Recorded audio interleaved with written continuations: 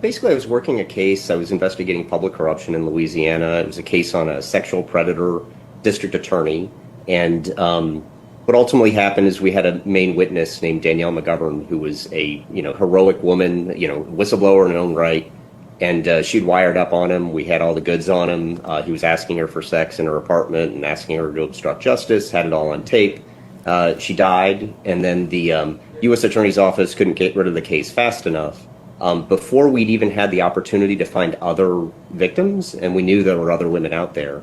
And it turned out that the first assistant U.S. attorney, the #2 federal prosecutor, owned a condo and other property with the DA's defense attorney. Wow. And so I reported that. They closed the case, they declined the case, and we kept looking, and we were able to get the case reopened again with a new U.S. attorney.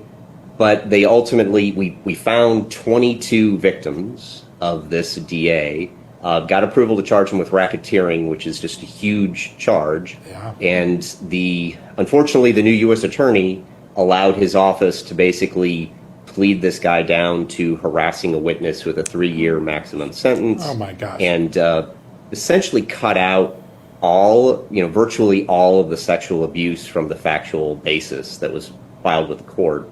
So I insisted on reporting it to the judge, and I sent a letter to the judge after the FBI refused to review the letter, which I'm required to send it for review before sending it to anybody. And they broke the law by doing that, so I sent it anyway, and they suspended my security clearance. And it'll be 9 years, September 30th. So suspended indefinitely without pay. And I filed suit. I've been fighting him in court ever since, really, until this deal. It's amazing the scope of victims here. I think you got about 20 women ultimately that I think your case put together, all sorts of things, sexual battery, coercion under government color for sexual favors.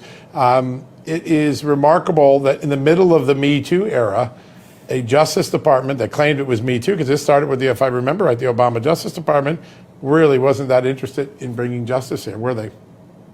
No, they weren't. And it was, I think the really sad, well, a lot of it's sad, but I think they were really just so worried about their reputation and looking bad because they had previously declined the case. And, and I think they didn't want to allow an FBI agent to have, blown the whistle on them and gotten them to change their mind. And that seems to be a common theme, is that the government, especially the higher ups making these decisions,